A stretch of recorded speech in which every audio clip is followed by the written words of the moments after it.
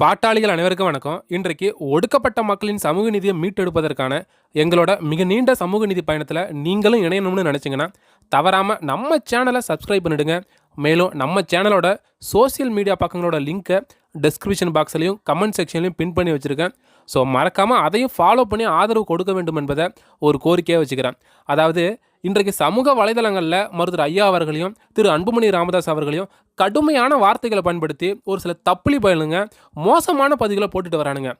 இந்த திமுக ஆட்சியின் அவலங்களையும் அதிகார துஷ்பிரயோகங்களையும் சட்ட ஒழுங்கு சீர்கேடுகளையும் மக்கள் முன்னாடி வெளிச்சம் போட்டு காட்டி ஸ்டாலின் அரசாங்கத்தை வருகின்ற 2026 சட்டமன்ற தேர்தலோடு வீட்டுக்கு அனுப்ப தீவிரமாக களமாட வேண்டிய பாட்டாளிகள் இன்னைக்கு சமூக வலைதளங்களில் 2 பிரிவுகளாக அடிச்சிட்டு இருக்கிறது உண்மையிலேயே பாட்டாளி மக்கள் கட்சியின் வருங்கால செயல் திட்டத்தை அழித்தொழிக்கும் அபாயம் இருப்பது என்பதை ஒவ்வொரு பாட்டாளியும் இன்னைக்கு புரிஞ்சுக்கணும். அதிலும் இன்றைக்கெல்லாம் பார்த்துக்கிட்டிங்கன்னா திரு எடப்பாடி பழனிசாமி அவர்களின் பிரச்சார கூட்டத்திற்கு கூட ஒவ்வொரு நபருக்கும் தலா 200 ரூபாய் கொடுத்து தான் மக்களை திரட்டி கூட்டத்தை கட்டுறாங்க.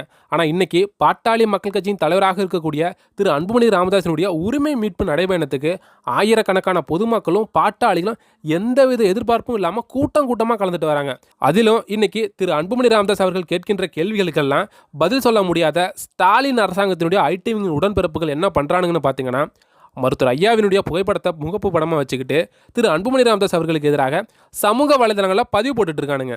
மேலும் இங்கே சமூக நீதி காவலர் மருத்துவர் ஐயாவிற்கு ஆதரவாக செயல்படுகின்றன என்ற பேரில் திரு அன்புமணி ராமதாஸினுடைய நடைபயணத்துக்கு ஆதரவு தெரிவிக்கலனா கூட பரவாயில்லைங்க, ஆனால் தேவையில்லாத விமர்சனத்தை முன்வைக்க வேணாம்னு தான் சொல்கிறேன். அதிலும் கடந்த 2 நாட்களாக திரு அன்புமணி ராமதாஸினுடைய நடைபயணத்தை தடுத்து நிறுத்துவதற்காக பல்வேறு மாவட்ட எஸ்பிகளிடம் பாமக நிர்வாகிகள் மனு கொடுத்து வரதெல்லாம் என்னை பொறுத்த வரைக்கும் கொடூரத்தின் உச்சமாக தான் பார்க்குறேன்.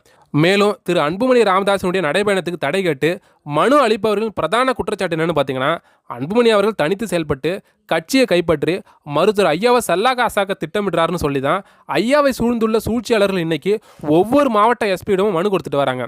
இந்த இடத்துல பாட்டாளிகள் ஒரு விஷயத்தை தெளிவாக புரிஞ்சுக்கணும். இந்த மாதிரியான சூழ்ச்சிகள் இன்னைக்கு நேற்றுக்கெல்லாம் நடக்கல, சோழர் கால வரலாற்றிலையும் கூட நடந்திருக்கு. 11ஆம் நூற்றாண்டில் ராஜராஜ சோழன் தஞ்சை அரண்மனையில் ஓய்வெடுத்துக்கொண்டு ஒட்டுமொத்த சோழ நாட்டையும் அமைதியாக ஆட்சி நடத்தியதற்கு முக்கிய காரணமாக இருந்த மகன் ராஜேந்திர சோழனுடைய இளவரசன் பதவியை பிடுங்கி அவரை சிறைப்படுத்த திட்டமிட்ட ஒரு சில சிற்றரசர்களும் ராஜராஜ சோழனுக்கு நெருக்கமானவர்களும் என்ன பண்ணுறாங்கன்னு பார்த்தீங்கன்னா, தஞ்சையில் இருக்கக்கூடிய ராஜராஜ சோழனிடம் மகன் ராஜேந்திர சோழன் தங்களுக்கு எதிராக செயல்படுறாருன்னு பொய்யான அவதூறான செய்திகளை சொல்லி ராஜேந்திர சோழனுடைய இளவரசன் பட்டத்தை பறிக்க ஒரு கூட்டம் அன்றைக்கே தீவிரமாக செயல்பட்டுச்சு. அதே போல தான் இன்னைக்கு மருத்துவர் ஐயா அவர்கள் தைலாபுர தோட்டத்தில் இருந்துக்கிட்டு ஒட்டுமொத்த பாட்டாளி மக்கள் கட்சியும் கட்டுப்படுத்தி அமைதியான முறையில் வழிநடத்த மிக முக்கிய காரணமாக இருக்கக்கூடிய திரு அன்புமணி ராமதாஸ் அவர்களை வீழ்த்தணும்னு நினைக்கிற ஒரு கூட்டம் மருத்துவர் ஐயாவிடம் தங்களுக்கு எதிராக அன்புமணி தொடர்ச்சியாக செயல்படுறாருன்னு சொல்லி திரு அன்புமணி ராமதாஸினுடைய தலைவர் பதவியை பிடுங்க ஒரு கூட்டம் முயற்சி செஞ்சு பார்த்துச்சு. அந்த கூட்டத்திற்கு ஒரு விஷயத்தை மீண்டும் நினைவுபடுத்த விரும்புகிறேன். ராஜேந்திர சோழன் எப்படி கங்கை கடாரம் வரைக்கும் போரிட்டு வெற்றி பெற்று சோழ நாட்டின் ஆட்சியை உலகறிய செய்து தன்னுடைய தந்தையான ராஜராஜ சோழனின் பெயருக்கு எப்படி பெருமை சேர்த்தாரோ, அதே போல திரு அன்புமணி ராமதாஸ் அவர்களும் பாட்டாளி மக்கள் கட்சியை ஆட்சி அதிகாரத்தின் பக்கம் கொண்டு போய் சேர்த்து மருத்துவர் ஐயாவின் பெயருக்கு பெருமை சேர்க்க போகிறத ஒட்டுமொத்த சூழ்ச்சியாளர்களும் மூக்கு மேலே விரல வச்சு பார்க்கும் காலம் மிக விரைவில் வரும் என்பதை இங்கே நான் அழுத்தம் திருத்தமாக பதிவு செய்ய கடமைப்பட்டிருக்கேன்.